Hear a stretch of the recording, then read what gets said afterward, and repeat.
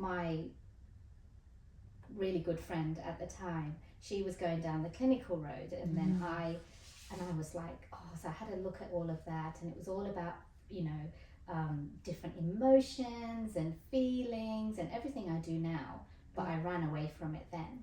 I was like, okay, I'm just going to go into the business psychology model as opposed to the clinical psychology model, because I was like, I don't want to sit there listening to people's stories. That's not what I want to do.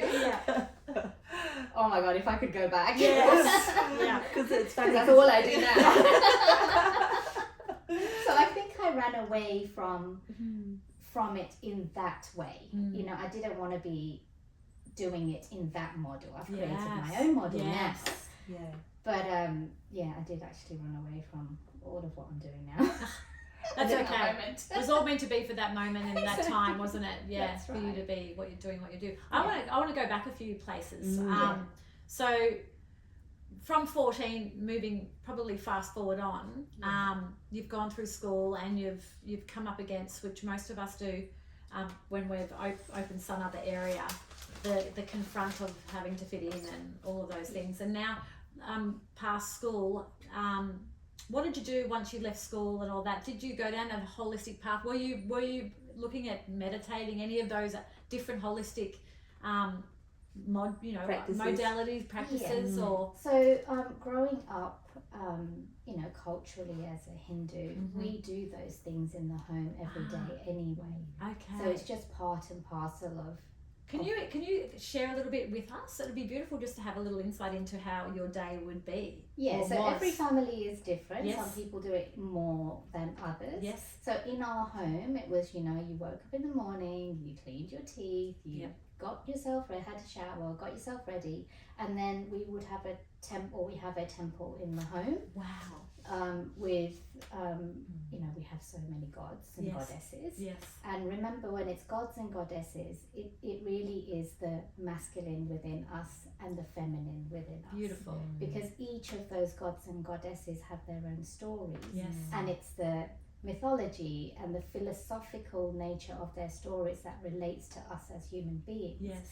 So that's what they represent. So when you know a story, it's like, okay, how do I put this into my own life? What does this mean for me? So there's many stories about all things that happen in life. Wow. Every aspect of life, in fact. It's not. She's remembering. Oh my God! I have information. You can see that. That's so beautiful. Yeah. And so so then we would come downstairs, and usually my grandma or mum had already started the process, and lit the candle and incense, and then we were just given prayers to say.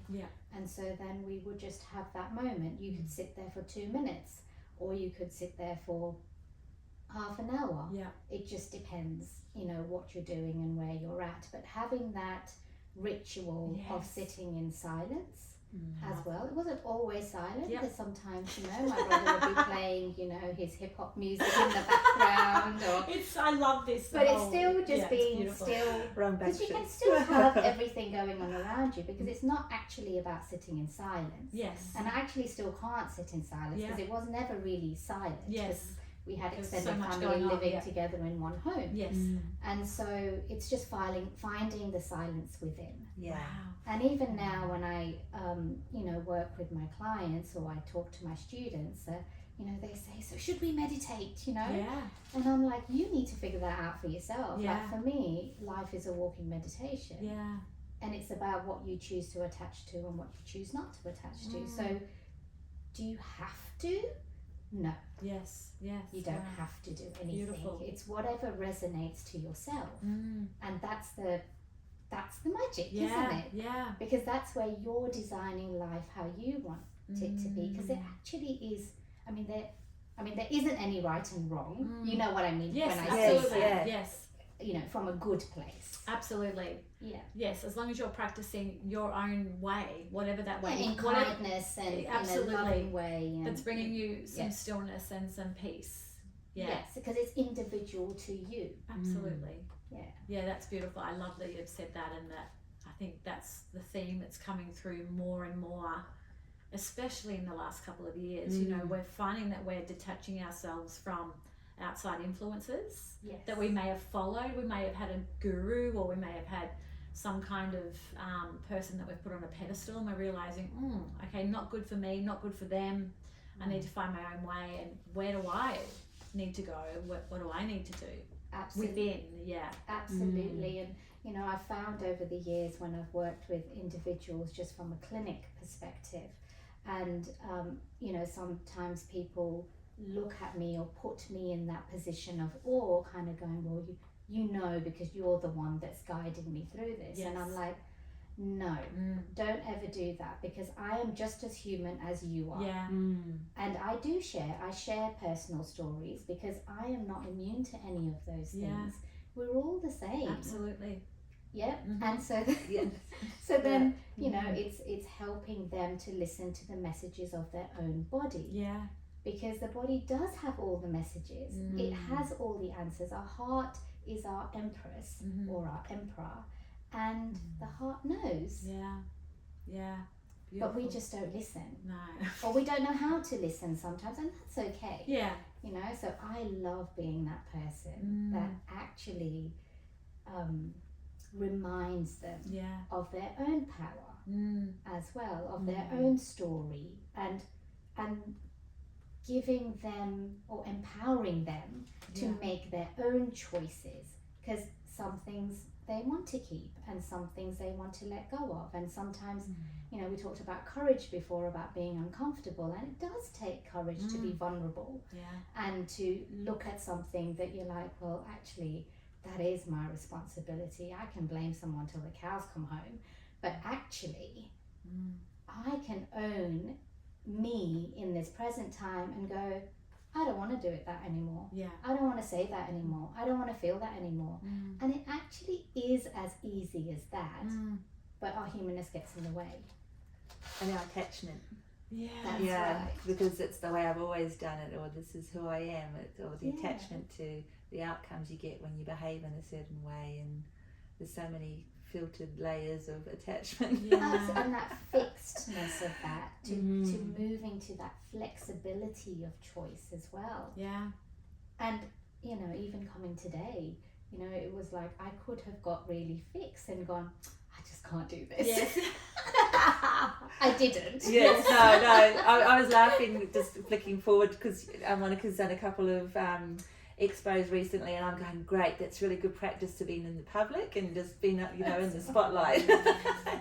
And she's coming in. No hiding anymore. I've been sitting in my room for a very long time. Yeah, working your magic. Absolutely. Yeah. It's all part of it, isn't it? And back to that fixed point too, I was, what just came up for me is around, you know, letting go of the identity of who we think we are. Yes. Because we are, you know, although we're human and we're living on this 3D earth, we are energy and we are evolving, and we need to be able to embrace that and move with it and through it, instead of thinking that we've been this, this is who I am. You know, we were talking about, you were just saying about, that's just slipped my mind. About the attachment. The attachment to, you know, our story and all of that. It's about being able to let go of that and be easy on yourself around that. Yeah, absolutely. And, you know, when we are easy on ourselves, like I said, that's where the magic happens, because it's actually not that hard. You know, if we just stay aligned within ourselves, because we know what our values are, we know what our morals are, we know what we like and what we don't like. We all know those things. Yeah. And so if we just stay in our lane, then the universe just provides. We don't actually have to go looking for it, because when you're just yourself, whatever's meant for you or myself is going to come. Yeah. But it's also the trust in the universe as well, isn't it? Because we don't always trust, and then, you know, control comes into it. It's like, you know, I'll just place myself here and then maybe. And it doesn't happen. But what you said, going